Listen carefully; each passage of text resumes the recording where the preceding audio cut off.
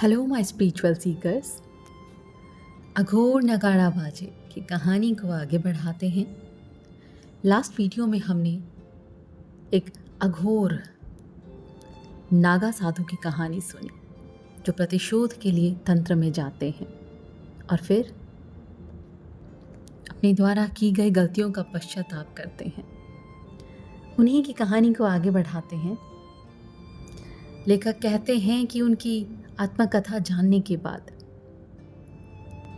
मैंने उनसे आभार व्यक्त करते हुए कहा, आपने सर्प को हाथ पर लपेट रखा है, इसके बारे में संभव हो तो कुछ बताइएगा।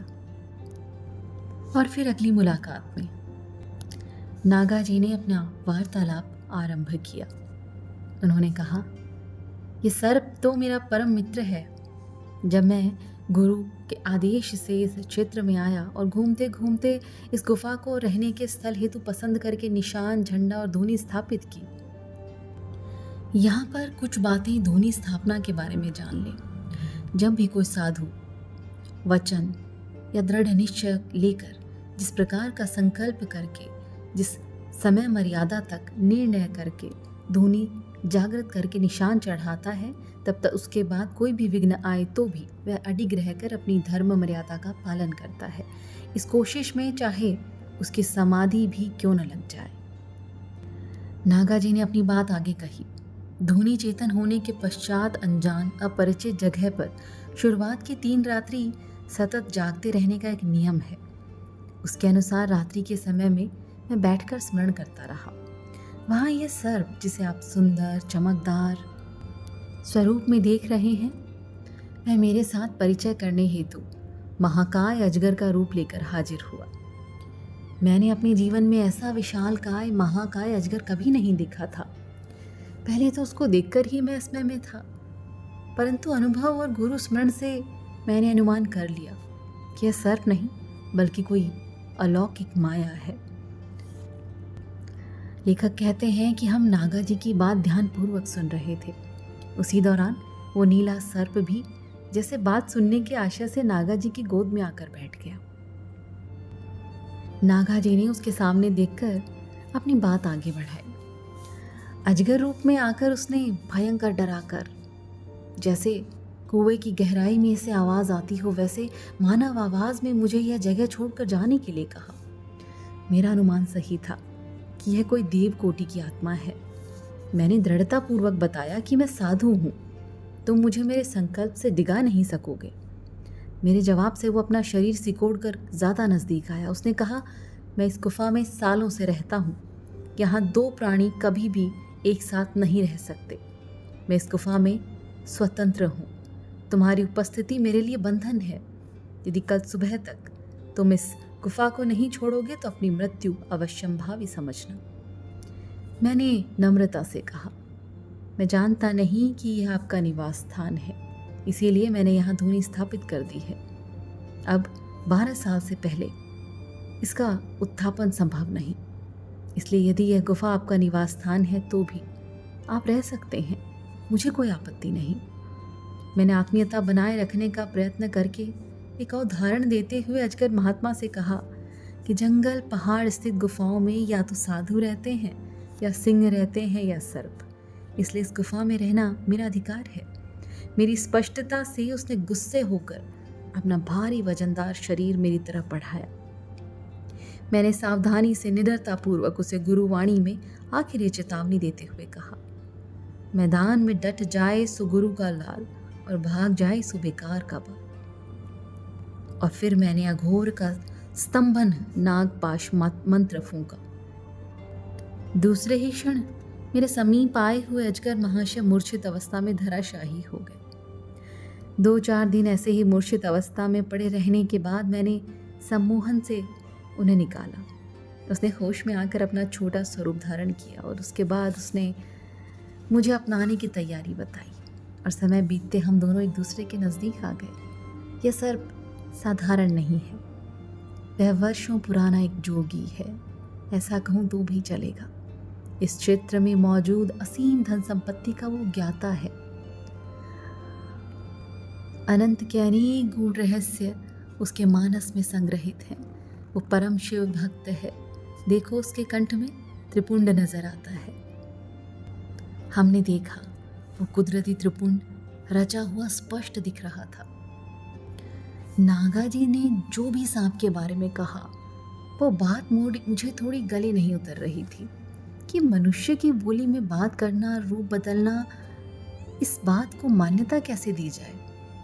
इस कारणवश नागा जी के सामने मैंने विवेक पूर्वक यह निवेदन किया, महाराज आपने सर्प के विषय में जो हकीकत बयान की उसमें शंका हेतु नहीं, कौतूहल के समाधान हेतु मैं यह जानने का इच्छुक हूं कि यह संभव बात संभव कैसे हो सकती है। उन्होंने मेरी तरफ मेरे मनोभावों को पढ़ते हुए कहा, संसारी महानुभावों में कितनी नादानियत होती है। इस विचार से मुझे दया आती है। खुद किसी की परीक्षा लेने योग्य है या नहीं, खुद उसका परीक्षण करने की क्षमता रखते हैं या नहीं, यह निर्णय लिए बिना आसानी से कम खर्च में जानकारी प्राप्त करने का आग्रह रखते हैं। थोड़ी देर चुप होने के बाद नागा जी ने सर्प को संबोधित करते हुए कहा, देवता इन्हें कुछ कही। नागा जी ने इतना कहा कि सर्प ने हमारी तरफ ध्यान केंद्रित किया। मुझे थोड़ी कौतूहलता, भय, किसी मिश्रित सी संवेदना हुई। क्षण भर के लिए हम सभी मूर्तिवत हो गए। सर्प ने अपना मुंह खोलकर शिवा शिवा शिवा शिवा इस प्रकार बोलकर बाद में कुछ संस्कृत और मगधी मिश्रित भाषा में एक वाक्य कहा। सर्प ने क्या कहा वो मुझे समझ नहीं आया। मेरा ध्यान लगातार सर्प की तरफ था। 14-15 वर्ष के किशोर की जैसी आवाज़, वैसी आवाज़ में सर्प ने बोला। मैंने प्रश्न सूचक दृष्टि से नागा जी की तरफ देखा। उन्होंने खुलासा करते हुए कहा, वो कह रहे हैं पहले शिवा शिवा का स्मरण करने की योग्यता प्राप्त करो। नागा जी के इस खुलासे से मुझे तो मौन ही धारण करना पड़ा। सर्प के स्वरूप बदलने के विषय में मुझे बात प्रस्तुत करनी थी, परंतु इस प्रस्तुति से बात बिगड़ गई। इस विचार से बात ठंडे बस्ते में चली गई। जब योग्य समय आएगा सब देख लेंगे। वातावरण में मौन सा था। थोड़ी देर बाद नागा जी ने मौन भंग करते हुए कहा, मैंने उनसे कहा, महाराज आप जैसे सिद्ध संत की असीम माया को देखने जानने की मेरी सामर्थ्य नहीं है। अभी जो कुछ समझ आ रहा है, देख रहा हूँ, अनुभव कर रहा हूँ, सब आपकी कृपा दृष्टि के कारण है। वरना जिस पर कृपा नहीं होती वो तो इन बातों पर यकीन भी ना कर सके। मेरी तो केवल इतनी सी जिज्ञासा है कि सर्प का बोलना, स्वरूप बदलना, ये कैसे है, क्यों है, इसके पीछे का रहस्य क्या है। नागा जी ने टोकते हुए कहा, देखो एक बात तुम अच्छी तरह से याद रख लो, प्रत्येक व्यक्ति अपनी बुद्धि की शक्ति मर्यादा तक ही तर्क कर सकता है, उससे ज़्यादा तर्क नहीं कर सकता, बल्कि वास्तविकता के स्तर पर आने के लिए विश्वास का ही आधार लेना पड़ता है। कदाचित मैं इस रहस्य का भेद खोलूं तो उसका अर्धघटन आप अपनी तार्किक रीति से ही करेंगे, जिसका परिणाम आपको शून्य ही मिलेगा। यदि आप इस रहस्य को सचमुच जानना चाहते हो तो उनके द्वारा किया गया सूचन आचरण में उतार कर शिवा शिवा का विश्वास पूर्वक स्मरण करो और इस रहस्य को जानने की प्रबल इच्छा उत्पन्न करो। फिर वह रहस्य आपको समझ में आएगा। इतना ही नहीं, लोक परलोक के भी रहस्य समझ आ जाएंगे। और इस तरह जो आप स्वयं से सीखोगे, समझोगे, वो किसी ग्रंथ पुस्तक में लिखा नहीं होगा, वो आपकी विशिष्ट अनुभूति होगी, अनुभव होगा। वो कहने लगे, आज मैं खुश हूँ। मेरे साथ रहने वाले सर्प देवता की शाप मुक्ति का समय निकट है। इस हेतु मैं जल्दी ही उज्जैन जाने वाला हूँ। वहाँ से आदेश आया है। अब हम 1.5-2 महीने नहीं मिलेंगे, तो मैं आज आपको सर्प के बारे में बताता हूँ। आज से 400 वर्ष पहले यह सर्प नर्मदा नदी के आश्रय में महात्मा के रूप में भजन करता था। कांटे पत्तों की दुर्गम झाड़ियों में गुप्त आवास में मस्त होकर ईश्वर स्मरण करते थे। उनको तंत्र क्रिया का शौक था, इसीलिए जब भी उनको समय मिलता तंत्र अभ्यास कर लेते। एक बार उनके किसी गुरु भाई ने अपनी मृत्यु से पहले इनको कोई भी रूप बदल सकने की क्रिया भेंट की। इन सर्प महात्मा का नाम था देवश्रीवन। वननामा परिवार से संबंधित थे, इसलिए वे जंगल में ज़्यादा रहना पसंद करते थे। उनको रूप बदलने की क्रिया सिद्ध होने के पश्चात वे जंगल में विहार करते हुए सर्प, हिरण, बाघ ऐसे इच्छित रूप लेकर विहार करते। इस तरह स्वरूप बदलने के पीछे उनका आश्रय केवल आदिवासी और भील लोगों को दूर रखना ही था। भील लोग उस क्षेत्र के साधु महात्मा को लूटने से बख्शते नहीं थे, जिससे उन्होंने अपने क्षेत्र को इस तरह स्वरूप बदलने की क्रिया द्वारा भील लोगों को भयग्रस्त बना दिया। एक बार वे सर्प के रूप में घूमते घूमते एक सिद्ध महात्मा की गुफा में जा पहुंचे। वो महात्मा भृगु पर्वत के पास स्थित मार्कंडे गुफा में रहकर भजन करते थे। नर्मदा नदी के दक्षिणी किनारे भृगु पर्वत पर शूलपाणी महादेव के मंदिर क्षेत्र में रहकर ये सिद्ध महात्मा भगवान मंजू घोष की उपासना करते। ये उपासना रात्रि के समय एकांतवास में है। यह बात देव श्रीवन के ध्यान में आई, जिससे उन्होंने अपना मूल स्वरूप धारण करके उन सिद्ध महात्मा से भगवान मंजू घोष की क्रिया जानने का आग्रह किया। उस वक्त सिद्ध महात्मा ने कहा, अभी मेरा साधना का समय है। मैं जब तक यह मंत्र सिद्ध न कर लूं, तब तक उसको सिखा नहीं सकता। इसलिए आप थोड़ा समय रखें, धीरज रखें। मंत्र पूर्ण होते ही मैं तुम्हें जरूर मंत्र दीक्षा दूंगा।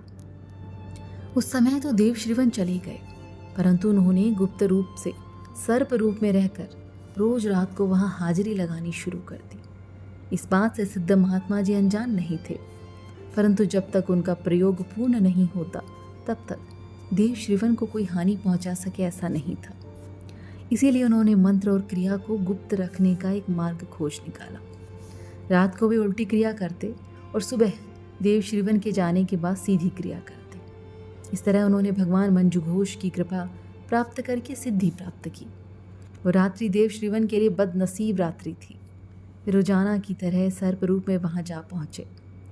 सिद्ध महात्मा ने क्रोधित होकर देव श्रीवन को सामने उपस्थित होने का आदेश दिया और इससे वो घबरा गए। उनको आश्चर्य हुआ कि सिद्ध महात्मा को मेरी उपस्थिति की खबर कैसे हुई, परंतु आदेश मिलने के बाद हाजिर नहीं हुए तो जान हानि होने का भी भय था। इसलिए देव श्रीवन महात्मा के समक्ष स्वयं के मूल रूप में आ गए। सिद्ध महात्मा जी ने देव श्रीवन को कहा, आपने शास्त्र, धर्म, भेक मर्यादा का उल्लंघन किया है। आपने वचन देने के पश्चात भी अविश्वास कर गुरुद्रोह किया है। इसीलिए आप आज से मृत्यु पर्यंत सर्प देह धारण करेंगे। मैं आपकी शक्ति क्षीण करता हूँ। ऐसा कहकर उन्होंने धूनी में से बभूति लेकर देव श्रीवन की ओर फेंकी। देव श्रीवन ने प्राप्त की हुई विद्या क्षीण होने के साथ ही वो सर्प रूप देते गई और वे आजीवन सर्प के रूप में रहकर शापित हो गए। ये सब होने से देव श्रीवन को अपनी गलती महसूस हुई। उनके पास वाणी नहीं थी, शक्ति नहीं थी, जिससे उन्होंने महात्मा जी के पांव में कुंडली मारकर क्षमा याचना की। 1 महीने तक भूखे प्यासे झोपड़ी में पड़े रहे। सुबह, दोपहर, शाम तीनों समय सिद्ध महात्मा जी के पांव में कुंडली लगाकर बार बार विनती करते। आखिर सिद्ध महात्मा जी को दया आने के कारण 3 बातें कहकर उनका उद्धार होने का उपाय बताया। उन्होंने कहा, आप मनुष्य योनि की भाषा बोल सकेंगे। आपकी स्वयं की रक्षा के लिए आप सर्प रूप को इच्छा अनुसार छोटा बड़ा कर सकेंगे। अब यहाँ से मांडव जाकर ईश्वर स्मरण करो। बस तब से सर्प महात्मा इस मांडव क्षेत्र में आकर बस गए। मेरे गुरु ने जब अमरकंटक में समाधि ली तो उन्होंने मुझे आदेश दिया कि 12 वर्ष तक मांडव में जाकर तपस्या करो। उनके आज्ञानुसार मैं यहाँ आया और यहाँ आने के बाद सर्प महात्मा के परिचय में आने के बाद भूतकाल की सभी कड़ियाँ जुड़ने लगी। गुरु महात्मा ये जानते थे मुझे अज्ञात रखकर ही यहाँ भेजा गया। तपस्या के साथ इन सर्प महात्मा के उद्धार का निमित्त भी मैं हूँ और यह सर्प महात्मा मेरे गुरु महाराज के गुरु भाई हैं, जिससे इनका कष्ट दूर करना मेरा कर्तव्य है। 350 साल से वे मेरी राह देखकर यहाँ तपस्या कर रहे हैं। ईश्वर जाने मैं किस लिए उनके उद्धार का निमित्त बना। जन्म जन्मांतर का कोई शायद ऋणानुबंधन होगा।